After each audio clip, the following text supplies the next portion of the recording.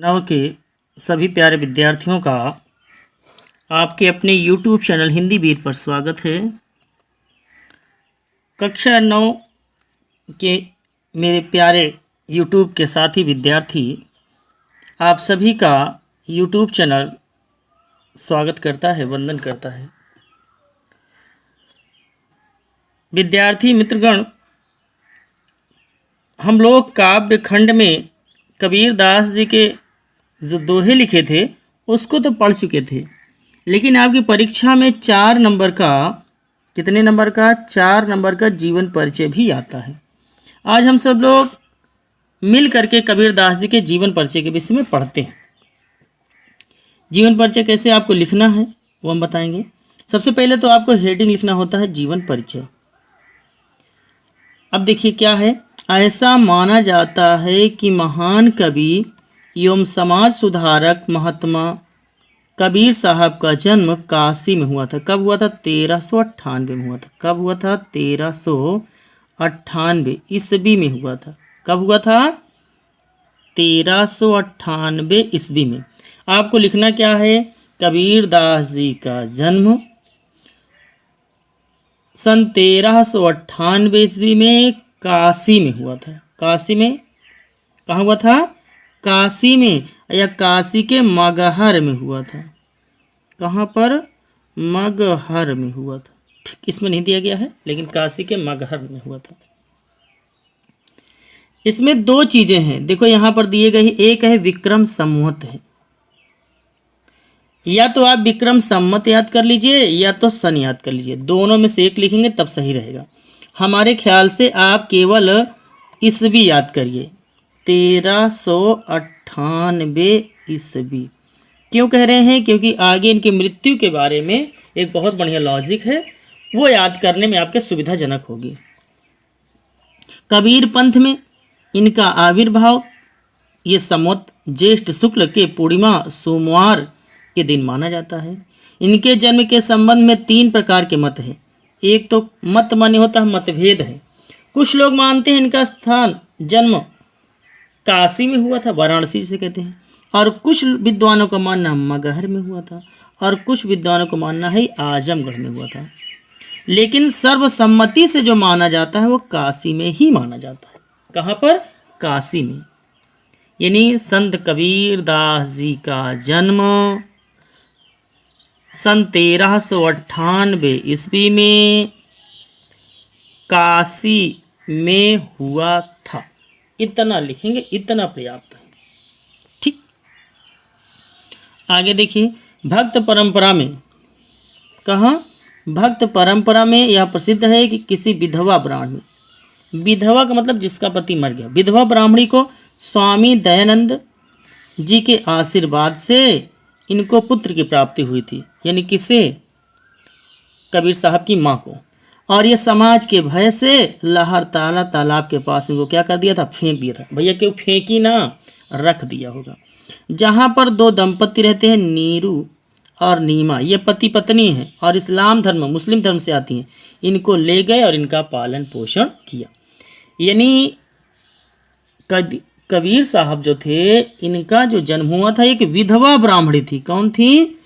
विधवा ब्राह्मणी, यानी ब्राह्मण की पत्नी। और कौन थे? स्वामी, कौन थे? स्वामी रामानंद। कौन थे? रामानंद। रामानंद ने आशीर्वाद दिया इसको, एक विधवा ब्राह्मणी को, जिनके गर्भ से कबीर साहब का जन्म हुआ। किसका जन्म हुआ? कबीर साहब का जन्म हुआ। समझ गए आप? इनके पालन पोषण कौन किया भाई? जब ये जन्म हो गया इनका, तब क्या हुआ कि विधवा ब्राह्मणी ने इनको ले जाकर के कहाँ रख दिया? लहर तालाब, काशी में एक लहर तारा तालाब के पास इनको ले जाकर के रख दिया, जहाँ पर नीरा या नीरू कह सकते हैं और नीमा, ये पति पत्नी थे, इस्लाम धर्म को मानते थे, और इनको ले गए, इनका पालन पोषण किया। आगे देखिए क्या है। और इनका नाम कबीर रखा। भाई मुस्लिम ले आएंगे तो इनका नाम भी मुस्लिम कबीर ले गए। इस प्रकार कबीर पर बचपन से ही हिंदू और मुसलमान दोनों धर्मों के संस्कार पड़े। भाई हिंदू धर्म में जन्म लिए, मुस्लिम धर्म में पालन पोषण हुआ, तो हिंदू धर्म का भी प्रभाव पड़ेगा और मुस्लिम धर्म का भी प्रभाव पड़ेगा।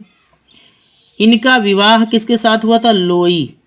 लोई, आटा वाली लोई नहीं, वो लोई, लोई नाम है भैया, नामक स्त्री के साथ हुआ, जिससे कमाल कर दिया। पति पत्नी ने मिलकर क्या कर दिया? कमाल कर दिया। कमाल नामक पुत्र हो गए और कमाली आ गई, यानी इनको एक पुत्र हुआ कमाल नाम का, जिसका नाम कमाल रखा। एक पुत्री जन्म लिया जिसका नाम रखा क्या? कमाली। 2 संतानें उत्पन्न हुई। महात्मा कबीर के गुरु का नाम क्या था? रामानंद जी। रामानंद की पहले चर्चा हो चुकी है, जिन्होंने कबीर साहब की माँ को विधवा ब्राह्मणी को आशीर्वाद दिया था, तब ये पैदा हुई थी, जिन्हें गुरु मंत्र पाकर के संत महात्मा बन गए। आगे देखो क्या जीवन के अंतिम दिनों में ये भाई जब उम्र बीत गई तो ये मगहर चले गए। उस समय क्यों मगहर गए? कि उस समय एक धारणा थी, प्रचलित थी कि काशी में मरने से, जो व्यक्ति काशी में मरता है उसको स्वर्ग प्राप्त होता है, और जो मगहर में मरता है उसे नरक प्राप्त होता है। तो समाज में यह कुप्रथा, अंधविश्वास फैला हुआ था। तो इसी समाज में फैला हुए अंधविश्वास को दूर करने के लिए कबीर साहब कहाँ चले गए? मगहर। क्योंकि मगहर में लोगों का मानना था कि जो मगहर में मरता है उसे नरक मिलता है और काशी में मरने से स्वर्ग मिलता है। कबीर की मृत्यु के संबंध में अनेक मतभेद है, लेकिन कबीर परचाई में यह लिखा हुआ है, क्या लिखा हुआ है? कि यह मत सत्य प्रतीत होता है कि 20 वर्ष में से ये चेतन हुए और 100 वर्ष तक की भक्ति करने के बाद मुक्ति पाई, अर्थात संत कबीर ने 120 वर्ष की आयु पाई थी।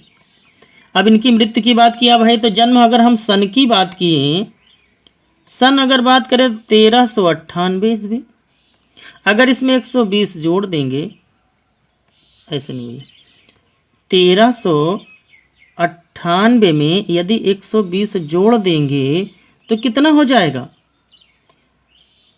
8 हो जाएगा, 11 हो जाएगा, 14 हो जाएगा, 1418। कितना? 1418। अगर मृत्यु की बात किया जाए तो इनकी मृत्यु कब हुई थी?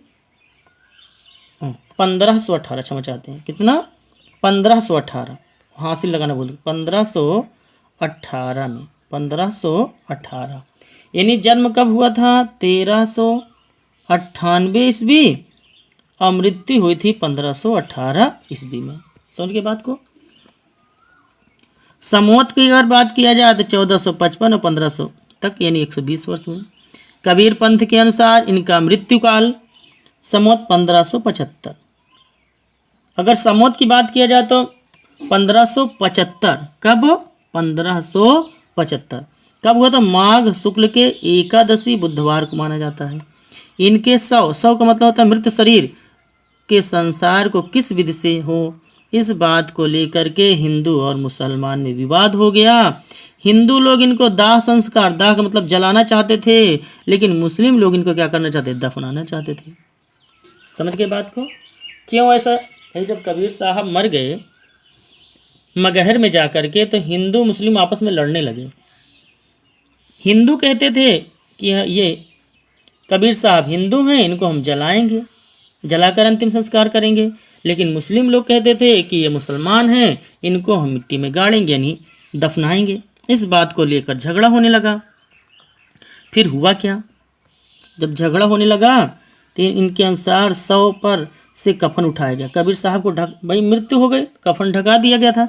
जब 100 के स्थान पर केवल जब 100 के स्थान से जब कपड़े को हटाया गया तो वहाँ पर कबीर साहब की डेथ बॉडी ही नहीं मिली, केवल क्या मिले? फूल मिले, और जिसे दोनों धर्मों के लोगों ने आधा दे करके बांट लिया और अपने अपने धर्म के अनुसार उनका अंतिम संस्कार कर दिया। फिर है साहित्यिक सेवाएं। साहित्यिक सेवाएं कक्षा 9 में नहीं पूछा जाता है और ना ही 10 में पूछा जाता है। फिलहाल हम इसके विषय में बता देते हैं कि कबीर को शिक्षा प्राप्ति का अवसर नहीं था। उन्होंने यह प्रतिभा उनके गुरु रामानंद जी के द्वारा मिली। कबीर साहब पढ़े लिखे नहीं थे। यह निर्विवाद रूप से सत्य है कि उन्होंने स्वयं अपनी रचनाओं को लिपिबद्ध नहीं किया। उनके मन की अशुद्धियाँ उन्होंने स्वयं स्वाभाविक रूप से अपने साखी में व्यक्त किया। अनपढ़ होते हुए भी कबीर ने काव्य सामग्री प्रस्तुत की वह अत्यंत विस्मयकारी है, यानी आश्चर्यजनक है। ये भावना की प्रबल अनुभूति से युक्त थे। उत्कृष्ट रहस्यवादी, समाज सुधारक, पाखंड के आलोचक और मानवता की भावना से ओतप्रोत होकर के भक्ति काल के कवि थे।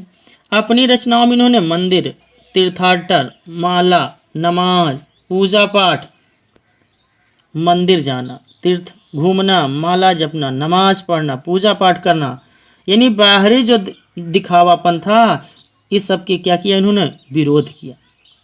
ठीक।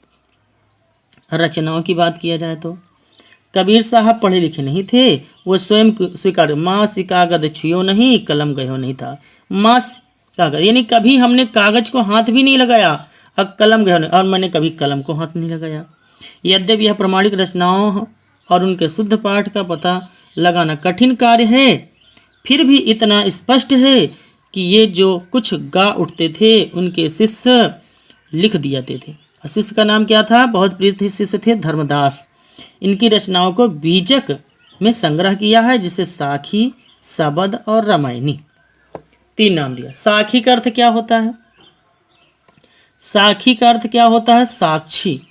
विस्तृत, विकृत, विकृत माने बिगड़ा हुआ रूप है। धर्म उपदेश के अर्थ में प्रयुक्त हुआ है। कबीर की शिक्षाओं के सिद्धांतों का निरूपण अधिकतर साखी में हुआ है। यह दोहा छंद में लिखा हुआ है। किस में लिखा हुआ है? दोहा छंद में लिखा हुआ है।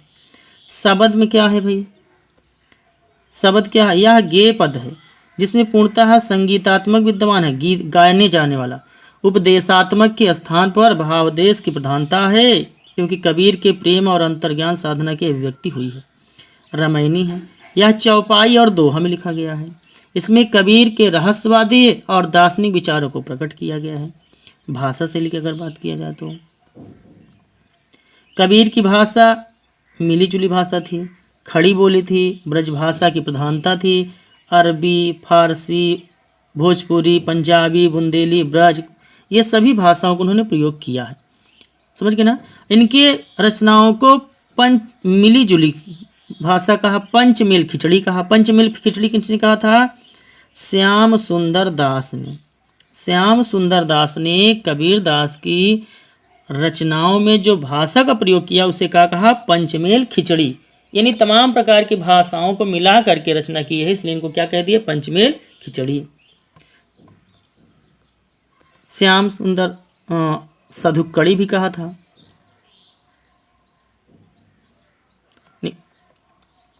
और क्या कहा था? कबीर ने सहज सरस शैली को उपदेश दिए। यही कारण है कि इनकी उपदेशात्मक शैली बोझिल है। इसमें सजीवता, स्वाभाविकता, स्पष्टता एवं प्रभावात के दर्शन होते हैं। इन्होंने दोहा, चौपाई एवं पदों की शैली अपनाकर उनका सफलतापूर्वक प्रयोग किया। व्यंग्यात्मक एवं भावात्मक इनकी शैली की प्रमुख विशेषता है। ठीक, आपका जीवन परिचय अब समाप्त हो जाता है। अब याद कर लीजिएगा, कॉपी में आप लिख लीजिएगा। समझ गए ना? याद क्या करना है? जन्म क्या है? जन्म याद करना है, जन्म की तारीख। जन्म 1398 या संवत 1455। स्थान कहाँ? काशी में। गुरु का नाम स्वामी रामानंद, पत्नी का नाम लोई, पुत्र का नाम कमाल, पुत्री का नाम कमाली। और भक्ति काल के ये कवि थे। सबसे बड़ी बात, किस काल के कवि थे? भक्ति काल के। रचनाएं क्या हैं? साखी, सबद और रामायणी। मृत्यु कब हुई थी? मृत्यु हुई थी 1575। ये विक्रम संवत है। या तो आप विक्रम संवत को लिखेंगे, अगर विक्रम संवत के लिखेंगे तो ये वाला लिखेंगे आप, जन्म ये वाला। संवत में यदि ईस्वी में लिखेंगे तो 1398। अब 1518। ईस्वी में लिखेंगे तो 1398 ईस्वी। अब मृत्यु लिखेंगे तो 1518 ईस्वी में। अगर संवत में लिखेंगे तो 1455 विक्रम संवत। और मृत्यु जगह लिखेंगे विक्रम संवत तो 1575 विक्रम संवत। एक ही आपको याद करना है, समझ गए? गुरु का नाम क्या था? रामानंद जी। पालन पोषण किसने किया था? नीरू और नीमा ने। ये जुलाहे थे, दंपत्ति थे। कहाँ पर इनकी मृत्यु हुई थी? मगहर में हुई थी। क्यों मगहर में हुई थी? क्योंकि ऐसा मानना था कि जो मगहर मरता है उसे नरक मिलता है। ये समाज में विडंबना फैली हुई थी। समाज की विडंबना को, अंधविश्वास को दूर करने के लिए अंतिम समय में अपने जीवन के कहाँ चले गए थे? मगहर चले गए थे। तो ठीक है, अगले जीवन परिचय में आप सभी विद्यार्थियों से मुलाकात होती है। तब तक सभी प्यारे विद्यार्थियों